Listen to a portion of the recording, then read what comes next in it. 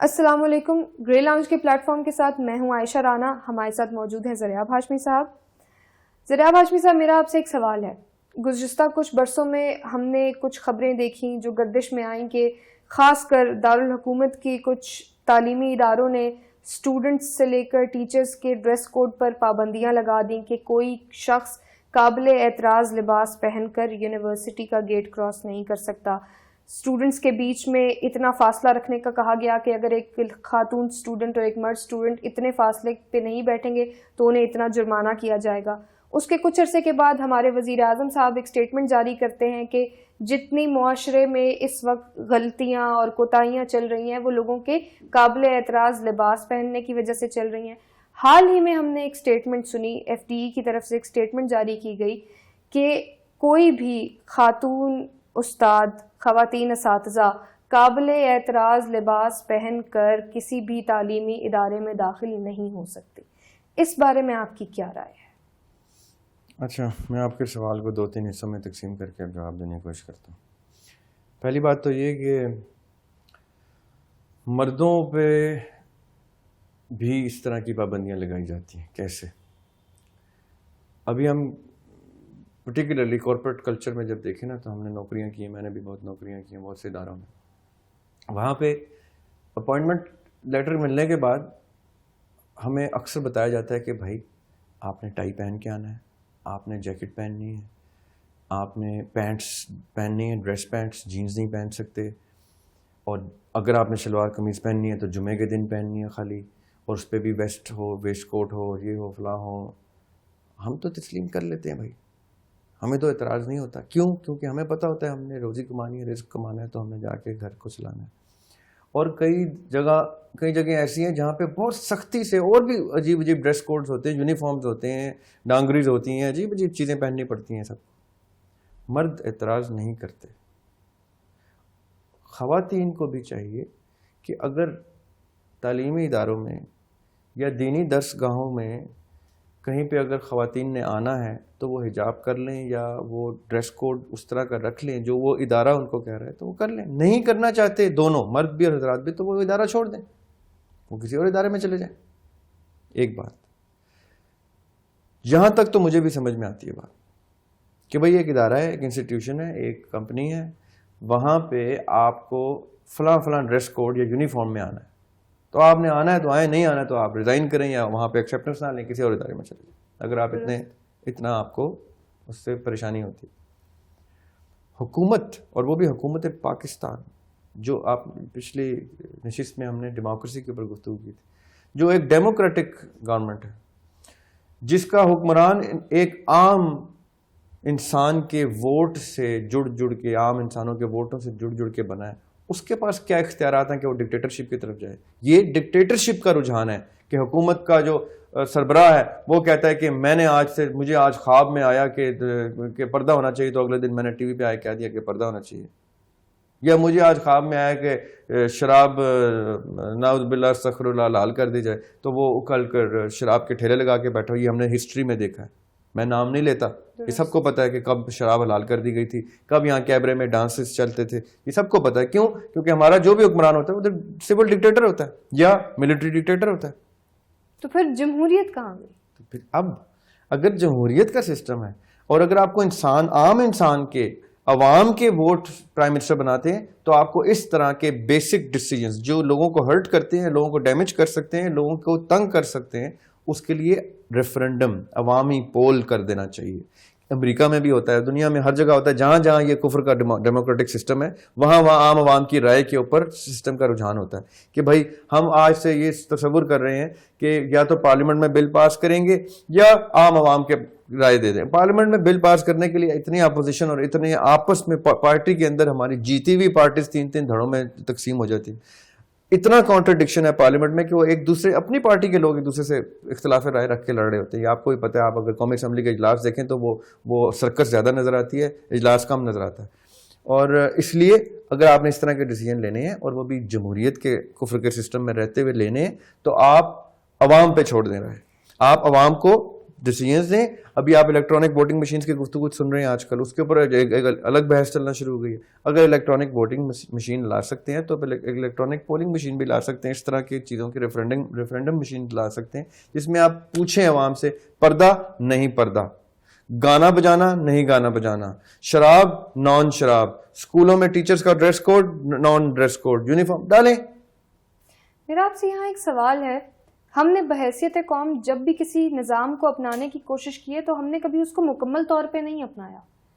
ہم اگر دین کی بات کرتے ہیں تو دین میں سے بھی ہم صرف ان چیزوں کا انتخاب کرتے ہیں جن سے ہمارا کوئی ذاتی مفاد وابستہ ہے. ہم نے ویسٹ سے ڈیموکریسی لے لی لیکن صرف حکمرانوں کی حد تک. ویسٹ میں اگر ڈیموکریسی موجود ہے تو وہاں ہر چیز کے لیے وہ گراس روٹ لیول سے لے کر پارلیمنٹس تک ہر چیز کا اس میں ایک عام شہری کو حق ہوتا ہے اپنی رائے دینے کا.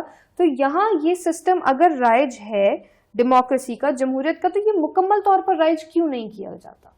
کیا اس سے وہ لوگ جو شخصیت پرست ہیں یا جو مفاد پرست ہیں, کیا ان کے مفادات کو ٹھیس پہنچے گی؟ دیکھیں, ڈیموکریسی کا سسٹم ہی ایک انسٹیبل سسٹم ہے. یہ عوام کو بھی سمجھ آ جانی چاہیے. پچھلے 70 سالوں میں ہم نے ڈیموکریسی کے بہت سے رنگ دیکھے, ہم نے ڈکٹیٹرشپ بھی دیکھی. یہ سب نظام کفر ہیں, یہ سب غیر اسلامی سسٹمز ہیں. ان میں کب تک مار کھا کے آپ سمجھیں گے کہ خلافت میں واپس آنا ہے آپ نے؟ اس میں کب تک آپ مار کھائیں گے؟ جب تک امام نہیں آ کے آپ لوگوں کو تلواروں سے نہیں سمجھائیں گے تب تک آپ کو سمجھ میں نہیں آئے گی کہ یہ سسٹم ہی غلط ہے. اس میں آپ جتنی بھی بحث کریں, جو بھی پوائنٹس لیں, دیکھیں سوری ٹو سے ہم نے ڈیموکریسی بھی چوری کی ہے, ہم نے ڈیموکریسی بھی کہیں سے اٹھائی ہے. ڈیموکریسی ہمارا سسٹم نہیں ہے. ڈیموکریسی غیر فطری عمل ہے. ہم نے اپنے گھروں میں, اگر اتنے کوئی ڈیموکریٹک کنٹریز ہیں, آپ اپنے گھروں میں بھی ڈیموکریسی رکھیں. کیا ایسا نہیں ہوتا کہ man of the house decides ایوری تھنگ؟ کیا آپ کے گھر میں ایسا نہیں ہے؟ کیا آپ کے والد صاحب نے کیا آپ کے گھر میں ڈکٹیٹرشپ نہیں چلائی؟ اور جب بھی وہ ڈکٹیٹرشپ دین اور مذہب سے کلیش کی تو کیا گھر والوں نے ایشوز نہیں اٹھائے کہ یار پاپا یا ڈیڈی آپ خود تو نماز پڑھتے نہیں, ہمیں نماز پہ کیوں لگاتے ہیں؟ یہ باتیں کیا سننے میں نہیں آتی ہیں؟ آتی ہیں سننے میں.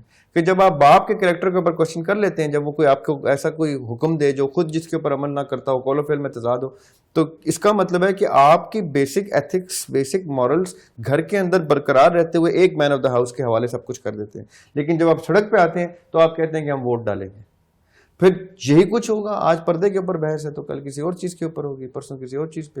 سیکنڈلی, آپ نے بیچ میں کوشچن میں ایک چیز ڈالی تھی کہ پرائم منسٹر نے بات کی کہ خواتین کا پردہ نہ کرنا بھی ایک وجہ ہے سیکشول اسالٹ کی اور فزیکل ہراسمنٹ کی, جو پاکستان میں بہت زیادہ فراوانی سے ہونا شروع ہو گیا. دیکھیں, میں تو ٹوٹلی اس سارے سینیریو سے اختلاف رکھتا ہوں.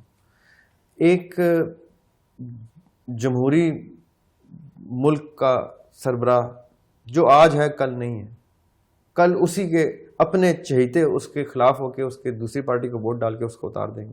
اس کی بات کی کیا ویلیو ہے؟ وہ کون ہے؟ اس کی حیثیت کیا ہے؟ اس کی حیثیت میں بتاتا ہوں کیا. اس کی حیثیت ہے عوام کا ووٹ. جیسے ہی عمران خان صاحب نے بات کی کہ انسان روبوٹس نہیں ہیں, مرد روبوٹ نہیں, اس طرح کی باتیں کی, تو وہی خواتین جو فرنٹ رو میں بیٹھی ہوئی تھیں ان کے جلسوں میں, انہوں نے سب سے پہلے اپوز کیا. کیونکہ اس وقت تک تو وہ پردے کی بات نہیں ہو رہی تھی. اس وقت تو سارے روبوٹس سے ان کے ارد گرد. وہ خود سٹیج پہ بھی روبوٹس لے کے بیٹھے ہوئے تھے اور پبلک بھی ان کی روبوٹس تھی. وہ انصافیت اور وہ سب جو ہیں وہ ان کے بھائی تھے, پروٹیکٹرز تھے. اب جیسے انہوں نے کہہ دیا پردہ کرو تو وہی خواتین نے کہنا شروع کر دی کس قسم کا آدمی ہے, یہ تو ڈکٹیٹر ہے, یہ پردے کی باتیں. ایک ہی تو کام کی بات کی اس نے آ کے ابھی تک. فرینکلی اسپیکنگ, میں تو باقی تمام چیزوں سے اختلاف کرتا ہوں. اس شخص کی ایک بات درست تھی کہ پردہ آپ کو بچائے گا.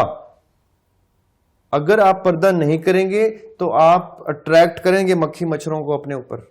You have to reap. دیکھیں, ویسٹ سے آپ نے بڑی خوبصورت بات کی کہ ڈیموکریسی آپ نے لی تو وہ بھی آدھی لی. ملکہ برطانیہ کو دیکھیں, جو سب سے امیر ویسٹ کی سب سے بڑی ہستی ہیں, شعور, عقل, پاور, طاقت سب میں, وہ تو پردے میں ہوتی ہے, با پردہ ہوتی ہے. تو سر پہ بھی پردہ ہوتا ہے, اس نے جیکٹ بھی پراپر کر رکھی ہوتی ہے, ویل تک ہوتا ہے, ہاتھ میں دستانے تک ہوتے ہیں کہ اگر خدا نہ خواستہ کسی سے ہاتھ ملانا پڑ جائے, ورنہ ہاتھ نہیں ملاتے وہ کسی کو بھاوت بھرم نہیں دیتے, ہاتھ ملانا پڑ جائے تو اسکن ٹچ نہ ہو, میرے گلو ہو, ان کو تو پردے کا بل پتہ ہے.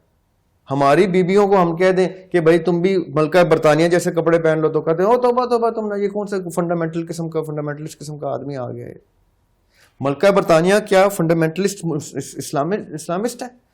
کیا ننز جو چرچ سے کنیکٹڈ ہیں وہ اپنے آپ کو کور کرتے ہیں، تو کیا وہ فنڈامنٹلسٹ اسلامک گفتگو ہو رہی ہے؟ کچھ بھی ایسا نہیں ہے. جو بھی اپنے دین کے اور اخلاقیات کے قریب ہے، چاہے وہ کرسچن ہے چاہے وہ جو ہے، جوئش کو بھی دیکھیں آپ، جوئش پیپل کو، they are very well covered. Why? Because those who will be connected to the centre of their religion, they will be کورڈ.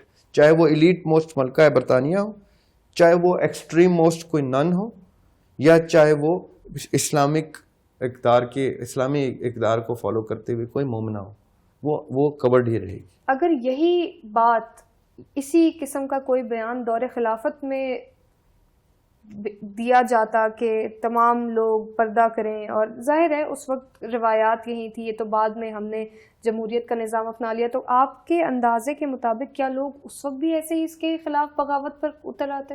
نہیں، اس وقت عقل اور شعور اتنی تھی کہ ان کو پتا تھا کہ پردہ جو ہے وہ انہی کی پروٹیکشن ہے، خواتین کی پروٹیکشن ہے، خواتین کی زینت ہے. دیکھیں، جب ہم اس طرح کی بات کرتے ہیں کہ شریعت موسفی آئی، اس کے بعد رسول اللہ صلی اللہ علیہ وآلہ وسلم پر دین مکمل کر دیا گیا، انسان کے شعور کو اتنا بڑھایا گیا تاکہ اس کے شعور میں، اس کے ذہن میں اتنی سکت آئے کہ وہ تمام چیزیں جو خدا تعالیٰ اس پر اتار رہا ہے وہ اسے سمجھ پائے. تو انسان کو ہم نے انسان کی پرفیکشن دیکھ لی، ہم نے پرفیکشن پرسونیفائڈ دیکھ لی. تو ہم وہ امت ہو کے کیا اب ہمارے ذہنوں سے، ہمارے دلوں سے وہ علم، وہ شعور واپس کھینچا جا رہا ہے کہ ہم دور جاہلیت کی طرف واپس جا رہے ہیں؟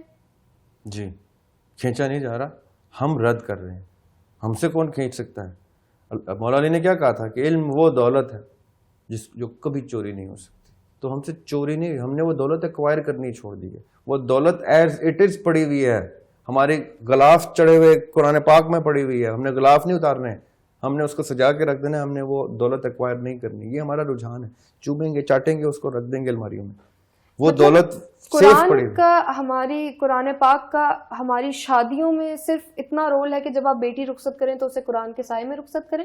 بے شک آپ نے پیچھے ناچ گانا کیا، آپ نے جو مرضی کیا، صرف اس لیے کہ جی برکت ہوگی. تو کیا یہ ہمارے اپنے بیانات، ہماری اپنی چیزیں آپس میں کانٹرڈکٹ نہیں کرتی؟ جی، کیونکہ آپ کا سسٹم ڈیموکریسی کا. تو پھر یہ اسلامی جمہوریہ پاکستان کیسے؟ یہ اسلامی جمہوریہ پاکستان ہے، یہ وہ اسلامی جمہوریہ پاکستان ہے جو لوگوں نے بگاڑ کے پیش کی. یہ وہ اسلامی جمہوریہ پاکستان نہیں ہے جو جنہوں نے اور اقبال نے آپ کے سامنے ایک زینت تھی اس ریجن کی، مسلمانوں کی، کہ this is the place where we will practise Islam, this is the place which identifies Islam and non Islamic countries. یہ سب کچھ اب ہم نے کیا کیا؟ آدھا ویسٹ سے کھینچا، آدھا پرانے ہندو سسٹم سے کھینچا. یہ تو وہی بات ہو گئی کہ کوا چلا ہنس کی چال تو اپنی بھی بھول گیا.